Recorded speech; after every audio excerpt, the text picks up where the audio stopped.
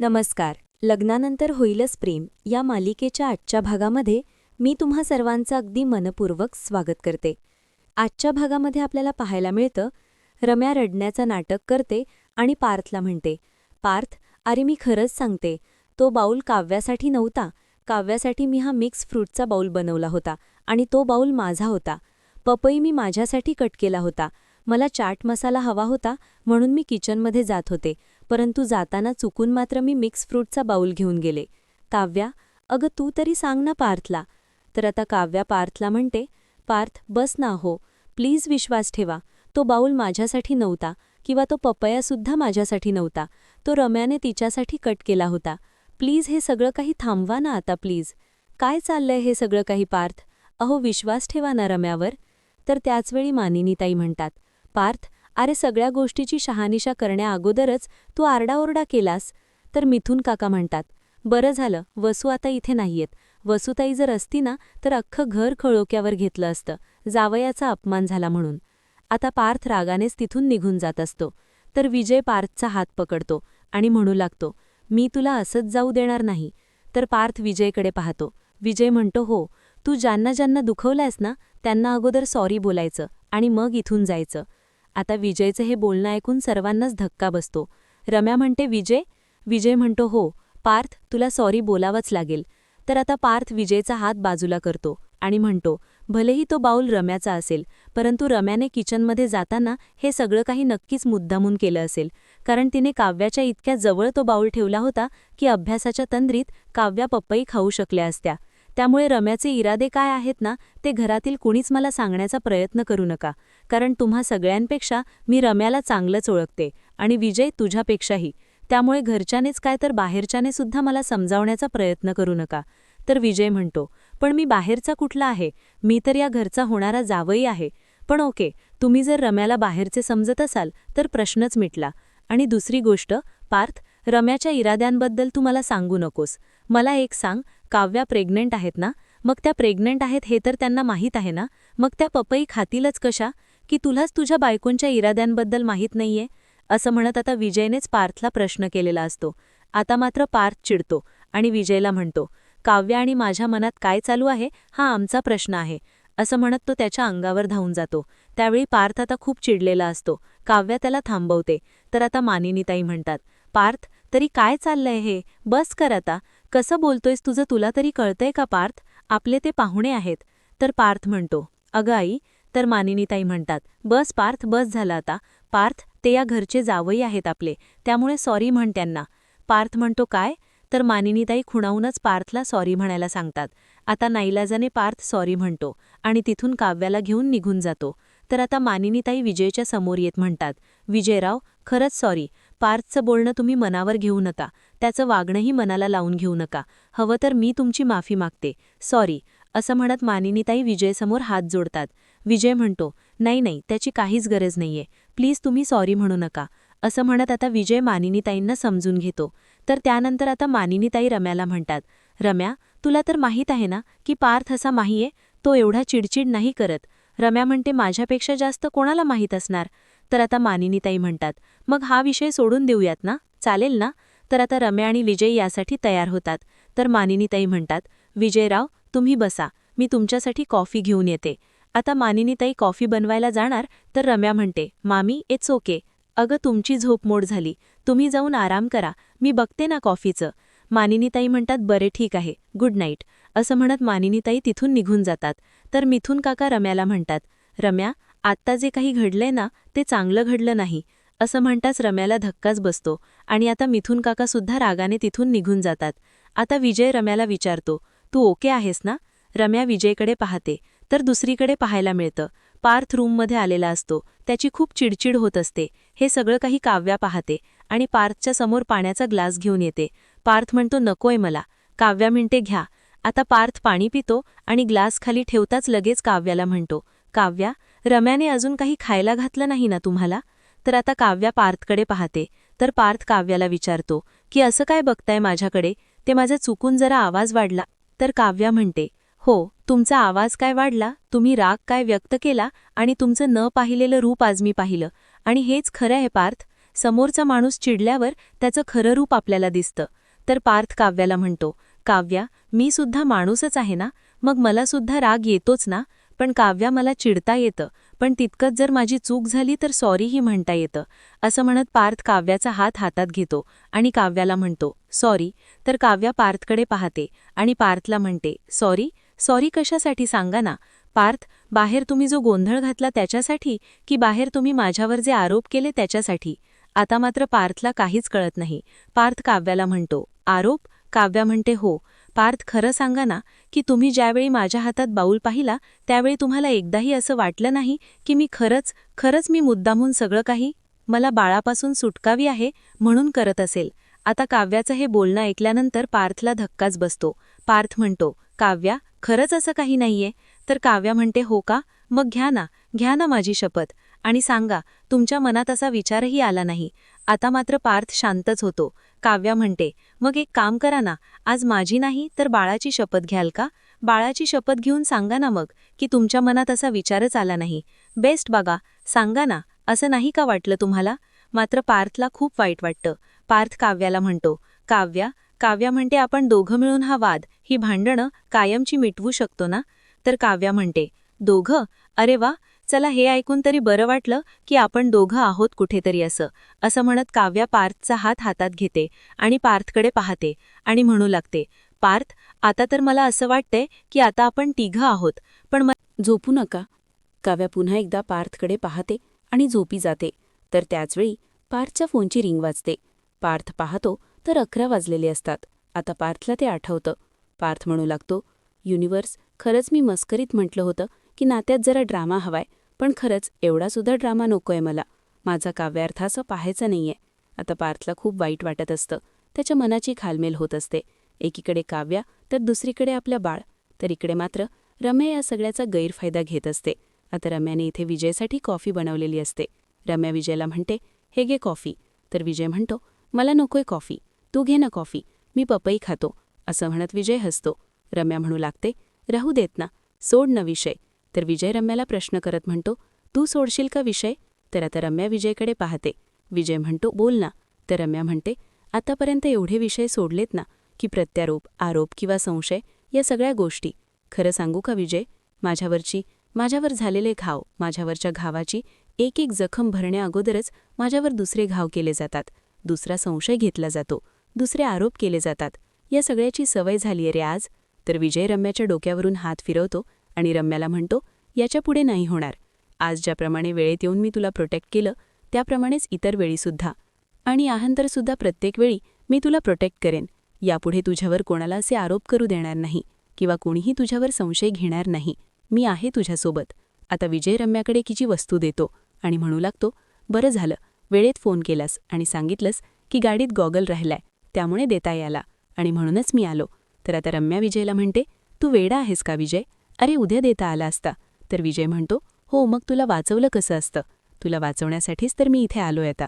आता रम्या विजयला म्हणते, तुझी ही बाजू मी कधी पाहिलीच नाही. तर विजय लगेच रम्याच्या जवळ जातो. रम्या थोडी घाबरते. तर विजय म्हणतो, माझ्यातील अशा असंख्य बाजू आहेत ज्या कधी कोणी पाहिल्याच नाहीत. रम्या म्हणते, काय? तर आता विजय म्हणतो की हो, एकाच विजयमध्ये इतक्या बाजू आहेत की कधी कोणाला ते दिसल्याच नाहीत. आता रम्याला मात्र काहीच कळत नाही आणि म्हणूनच रम्या विजयला म्हणते, म्हणजे? तर विजय म्हणतो, गुड नाईट. असं म्हणत विजय तिथून निघून जातो. आता विजयचं हे वागणं, विजयचं हे रूप पाहून रम्याला मात्र काहीच कळत नाही. खरं तर या सगळ्यामध्ये आता रम्याच अडकत चाललेली असते, एवढं मात्र नक्की. तर दुसरीकडे पाहायला मिळतं, आता जीवा हॉस्पिटलला पोहोचलेला असतो. जीवा डॉक्टरची वाट पाहत असतो, रिपोर्टची वाट पाहत असतो आणि त्याचवेळी जीवाला रात्रीचे क्षण आठवतात. जीवाने एका वहीच्या पानावर आम्ही आईबाबा होणार असं सतत लिहिलेलं असतं. जीवा म्हणतो, हो, आम्ही आईबाबा होणार. तर त्याचवेळी जीवाला नंदिनीचा फोन आलेला असतो.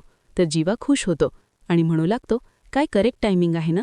असं म्हणत जीवा नंदिनीचा फोन उचलतो. तर आता नंदिनी जीवाला म्हणते, तुम्ही पोहोचलात का तिथे वेळेत? तर जीवा म्हणतो, हो, 10-15 मिनिटं झाली आहेत, मी इथे पोहोचलो आहे. नंदिनी म्हणते, डॉक्टर आले आहेत का? तर जीवा म्हणतो, आले असतील, परंतु अजून मला भेटले नाहीयेत, पण भेटतील, तू काळजी करू नकोस. नंदिनी म्हणते, हो, थोडी वेळ तुम्हीसुद्धा वाट बघा, सब्र का फल मीठा होत आहे. तर आता जीवा म्हणतो, काय चाललंय तुझं हे माझे इथे? तर आता नंदिनी म्हणते, अगोदर पाय हलवून थांबा. जीवा म्हणतो, तुला कसं कळालं? नंदिनी म्हणते, पकडलं ना मी तुम्हाला. मी म्हणाले ना अगोदर पाय हलवायचे थांबा. तर आता जीवा म्हणतो, काय खोटं बोलायचं, खरंच मला खूप भीती वाटते, मला टेन्शन आलंय. नंदिनी म्हणते, काही काळजी करू नका. तर जीवा म्हणतो, म्हणूनच तर मी येताना श्रीकृष्णाच्या मंदिरात जाऊन आलो. तर नंदिनी म्हणते, काय? तर जीवा म्हणतो, हो खरंच, अगदी साष्टांग नमस्कार घालून आलोय आणि त्याला म्हणालो की आम्हाला लवकरात लवकर आईबाबा व्हायचंय. तुझ्या आशीर्वादाने आमच्या आयुष्यात आमचं बाळ येऊ देत. मग मी स्वतःच्या हाताने दही पोहे बनवून तुझ्यासाठी घेऊन येईन. नंदिनी म्हणते, होणार होणार, सगळं काही तुमच्या मनासारखं होणार आणि लवकरच आपलं बाळ दुसऱ्या जगातून आपल्याकडे येणार. पण एक सांगू का, आपलं बाळ आलं ना की मी त्याचा कान पेळणार आणि त्याला जा विचारणार, काय रे एवढे दिवस कुठे होतास, तुझे आईबाबा तुझी इतकी वाट पाहत होते, आता आईबाबांना सोडून कुठेही जायचं नाही. तर जीवा म्हणतो, काय तुम्ही तुला सांगितलं ना आणि आपलं ठरलंय ना की आपल्याला मुलगी हवीये. नंदिनी म्हणते, बरं आपल्याला मुलगीच होईल. नंदिनी म्हणते, सॉरी विसरले. तर आता जीवा म्हणतो, नाही तुझ्या बोलण्यावरून असं वाटतं की तुला मुलगा हवाय, पण ते चालणार नाही, मला मुलगीच हवीये. आपल्या घरात कठ्ठक करणारे घुंगरा हवेत, ते क्रिकेट खेळणारे मळखाऊ बूट नाही चालणार. ठरलं ना मग एकदा? ठरलं. नंदिनी म्हणते, हो तुम्हाला जसं हवंय तसंच घडेल, अगदी तुम्ही म्हणाल तसंच, माझ्या होणाऱ्या छकुलीचे बाबा. आता जीवा खुश होतो. जीवा म्हणतो, खरंच किती छान वाटतंय हे ऐकायला, आता हे सगळं काही रिपोर्टमध्ये येऊ देत देवा. असं म्हणत जीवा आता रिपोर्टची वाट पाहत असतो. तर नंदिनी म्हणते, बरं ठीक आहे, आता मी फोन ठेवते, थोड्या वेळात सर्वजण येतेच खाली, मला जावं लागेल. जीवा म्हणतो, बरं ऐक ना, आय लव्ह यू. तर नंदिनी म्हणते, वेडेच आहात तुम्ही, चला मी फोन ठेवते. असं म्हणत नंदिनी आता फोन ठेवते. जीवा आणि नंदिनी खरंच अगदी मनापासून आपल्या बाळाची स्वप्न रंगवत असतात, आपल्या बाळाची वाट पाहत असतात. इथे जीवा आता डॉक्टरांची वाट पाहत असतो आणि त्याचवेळी डॉक्टर येतात. तर जीवा लगेच उठून उभा राहतो. डॉक्टर म्हणतात, सॉरी आपला जरा यायला उशीर झाला. जीवा म्हणतो, काहीच हरकत नाही, नो प्रॉब्लेम. तर आता डॉक्टर जीवाच्या हातात रिपोर्ट देतात आणि म्हणतात, हे घ्या तुमचे रिपोर्ट, आणि हो मला जरा इमर्जन्सी आहे, मी येतेच. असं म्हणत डॉक्टर प्रतीक्षालयातून निघून जातात. आता जीवाच्या हातात रिपोर्ट असतात, परंतु रिपोर्ट उघडण्याअगोदरच जीवा त्याच्या डोक्याला लावलेला श्रीकृष्णाच्या मंदिरातील कुंकवाचा टिळा आता रिपोर्टला लावतो आणि रिपोर्ट हातात घेत ते रिपोर्ट पाहायला सुरुवात करतो. आता ज्यावेळी जीवा रिपोर्ट वाचतो त्यावेळी मात्र जीवाला धक्काच बसतो. त्याच्या पायाखालची जमीनच सरकते, त्याच्या डोळ्यामध्ये अश्रू असतात, परंतु जीवा कोणालाच काही दाखवत नाही. आता जीवा घरी यायला निघतो. तर दुसरीकडे आता रम्यासोबत आता काव्या शॉपिंगला गेलेली असते. आता दोघींचीही शॉपिंग करून झालेली असते. तर आता रम्या म्हणू लागते, खरंच कमाल शॉपिंग झालीये. काव्या म्हणते, हो ना, अगं जीन्स तर मला इतकी आवडली आहे ना, तिची फिटिंग खरंच खूप छान आहे, आणि हिल्स ते सुद्धा कमाल आहे, चल तू बस आतमध्ये, आपण निघूया.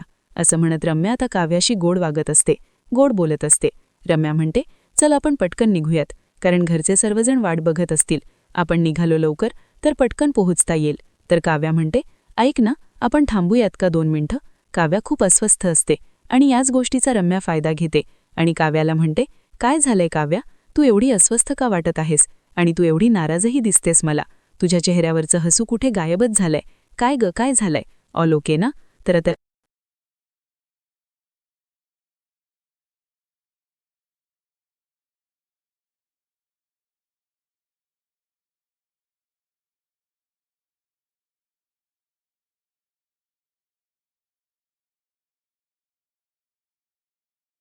काव्या रम्याला म्हणते, आता पुढचे 9 महिने तुम्ही सर्वजण मला हाच प्रश्न विचारणार आहात का? रम्या म्हणते, नाही तसं नाही. आता रम्या कान पकडण्याचे नाटक करते आणि म्हणी लागते, सॉरी, खरंच सॉरी. काव्या म्हणते, इट्स ओके, काहीच प्रॉब्लेम नाही. आता रम्या काव्याला विचारते, काय झालंय? तर काव्या म्हणते, काही नाही, असंच ग. रम्या म्हणते, काय झालं, तुला घरी जावंसं वाटत नाहीये का? काव्या म्हणते, नाही, अगदी तसंच नाहीये. कसं आहे ना, IASचे ज्यावेळी क्लास चालू असतात त्यावेळी अभ्यासात लक्ष असतो, अभ्यास नीट होतो, त्यामुळे बाकीचे विचार असे मनात येतच नाहीत किंवा त्या विचारांकडे लक्षही जात नाही. आणि आज नेमके क्लासलाही सुट्टी आहे, त्यामुळे रम्या म्हणते, अगं असं काय, आज तर तुझ्या क्लासला सुट्टी आहे म्हणूनच तर आपण प्लॅन केलाय ना, आणि अगं किती छान शॉपिंग केली आपण. तर आता काव्या म्हणते, छान शॉपिंग, त्यामध्ये आपण काय घेतलंय, फ्लॅट चप्पल का, तर पायांना सूज येऊ नये, आणि त्यानंतर जीन्स घेतलीये, आणि हो, मोठ्या मापाचे कपडे. तर आता रम्या म्हणते, हो, परंतु पुढचे काही महिने तुला असेच कपडे यूज करावे लागणार आहेत ना, मग तीच शॉपिंग केली आपण. तर काव्य आता म्हणते, अगं आपण पाणीपुरी खाऊयात का? रम्या खुश होते आणि म्हणते, पाणीपुरी? पण थोडा वेळ रम्या शांत होते आणि म्हणते, नाही नको, तुला जर पाणीपुरी खायची असेल तर मी सगळा सेटअप घरी लावून देईन, परंतु बाहेरची पाणीपुरी नको. शिवाय मी तुझ्यासोबत असताना प्लीज तू बाहेरचं काहीही खाऊ नकोस. कारण जर घरी गेलं आणि समजलं की मी तुला बाहेरचं खाऊ घातलं, तर उगाच घरचे मी तुला मुद्दामून बाहेरचं खाऊ घातलं असं म्हणून मलाच बोलतील. आता काव्या म्हणते सगळे नाही, फक्त पार्थ. रम्या, अगं सॉरी, पार्थ तुला खूप काही बोलले, त्यांच्या वतीने मी माफी मागते. रम्या म्हणू लागते त्याची काहीच गरज नाहीये. खरं तर मला या गोष्टीचं वाईट वाटतंय. एकेकाळी आम्हा दोघांची इतकी छान मैत्री होती, परंतु आता पार्थ मला नजरेसमोरही उभं करत नाहीये. प्रत्येक वेळी माझ्यावर आरोप करतो, माझ्यावर चिडतो, संशय घेतो. त्याचं मला इतकं काही वाईट वाटत नाही गं, परंतु विजयसमोर तरी त्याने तसं वागायला नको होतं. आणि सगळ्यात महत्त्वाचं म्हणजे तुझ्यावरही त्याने संशय घेतला. त्याला असं वाटते की तू मुद्दामून पपई खात होतीस. काव्या, मला सांग, तू मुद्दामून पपई का खाशील? अगं तुला तर मनापासून आई व्हायचंय ना. तू तर पपई तेव्हा खाल्ला असतास जर तुला मूल नको असतं तर. आता मात्र काव्या रम्याकडे पाहते. रम्या म्हणते, काय झालंय काव्या? खरंच तुला मूल नको आहे का? तुला आई व्हायचंय ना? आता मात्र काव्याला काय बोलावं काहीच कळत नाही. काव्या शांतच होते, विचार करू लागते. आता रम्याला जे हवं असतं तेच रम्या साध्य करण्याचा प्रयत्न करत असते. परंतु काव्याला मात्र यातलं काहीच माहीत नसतं. तर दुसरीकडे जीवा आता रूममध्ये येतो आणि ते रिपोर्ट हातात घेतो. त्याच रिपोर्टचा विचार करत असतो त्यावेळी नंदिनी दरवाजा वाजवते आणि जीवाला म्हणते, जीवा, दार उघडा ना. जीवा म्हणतो, हो आलो. आता जीवाला रिपोर्ट कुठे ठेवावं काहीच कळत नसतं, कारण नंदिनी सतत दरवाजा उघडा असं म्हणत असते. आणि त्याचवेळी बेडवर असणाऱ्या बेडशीट ब्लँकेटच्या खाली आता जीवा रिपोर्ट लपवून ठेवतो आणि दरवाजा उघडतो आणि म्हणतो, अगं अशी काय करतेयस, मला कपडेसुद्धा चेंज करू देत नाहीयेस. नंदिनी म्हणते, कपडे? जीवा, अहो तुम्ही तर तेच कपडे घातलेत. आता मात्र जीवाच्या काहीच लक्षात नसतं आणि जीवा खोटं बोललाय हे नंदिनीने लगेच पकडलेलं असतं. नंदिनी म्हणते, जीवा तुम्ही काय बोलताय हे? जीवा म्हणतो, म्हणजे मी आत्ता कपडे चेंज करणारच होतो त्याचवेळी तू आलीस. नंदिनी म्हणते, जीवा रिपोर्ट कुठे आहेत? जीवा म्हणतो, अरे हां, मी तुला सांगायचंच राहून गेलं. रिपोर्ट ना अगं नाही मिळालेत, त्यांचा सर्व्हर डाऊन होता. तर नंदिनी म्हणते, सर्व्हर डाऊन? असं कसं होईल? रिपोर्ट तर ते अगोदरच तयार ठेवतात ना. तर आता जीवा म्हणतात नाव मोठं आणि लक्षणं खोटं, तसंच काहीतरी. अगं रिपोर्ट कदाचित उद्याच मिळतील. नंदिनी म्हणते, जीवा असं म्हणत ती बेडकडे जाते. तर जीवा म्हणतो, नंदिनी ग, काय करतेस? नंदिनी म्हणते, काही नाही, विस्कटलेलं नीट करते. तर आता त्याचवेळी नंदिनीच्या हाती रिपोर्ट लागतात. जीवा म्हणतो, नंदिनी रिपोर्ट नको बघूस. नंदिनी म्हणते, जीवा? तर जीवा म्हणतो, हो नंदिनी, तू रिपोर्ट नको बघूस. त्याचवेळी नंदिनीला सगळं काही कळालेलं असतं आणि त्यावेळी तिला धक्काच बसतो, तिच्या पायाखालची जमीनच सरकते आणि तिचे अश्रू अनावर होतात. एकीकडे काव्याला बाळ नको असतं, तर एकीकडे बाळासाठी नंदिनी आसुसलेली असते. तर येणाऱ्या पुढील भागात आपल्याला पाहायला मिळतं, आता नंदिनीने अशा असंख्य बायकांना बोलवलेलं असतं की ज्यांना मूल होत नाही. नंदिनी म्हणू लागते, आपलं स्वतःचं मूल आपल्याला होत नाही याचं दुःख तर आपल्याला असतंच, परंतु दत्तक मूल घेण्याबद्दल तुम्हाला काय वाटतंय? तर आता वसुधवाया म्हणू लागतात, मला तरी हे अजिबातच पटत नाही. आपल्याला स्वतःचं मूल असावं, स्वतःच्या रक्ताचं, मग ते दत्तक मूल वगैरे नाही. मला तर हे अजिबातच पटत नाही. आणि हे ऐकून नंदिनीला खूप वाईट वाटतं. आता नंदिनी रूममध्ये येते आणि जीवाला म्हणते, नशीब मला पदोपदी खाली खेचण्याचा प्रयत्न करते, पदोपदी हरवण्याचा प्रयत्न करते, परंतु नाही, आता मला जिंकावंच लागेल. एक बाई म्हणून जर मी अशी खसून गेले, तर एक आई म्हणून. आता मात्र जीवा नंदिनीकडे पाहतो. तर आता नंदिनी आई होऊ शकेल का? नंदिनीचं हे स्वप्न पूर्ण होईल का? हे पाहणं अतिशय रंजक ठरणार आहे. मित्रांनो, अशाच मालिकांचे नवनवीन अपडेट पाहण्यासाठी चॅनलला नक्कीच सबस्क्राईब करा. धन्यवाद.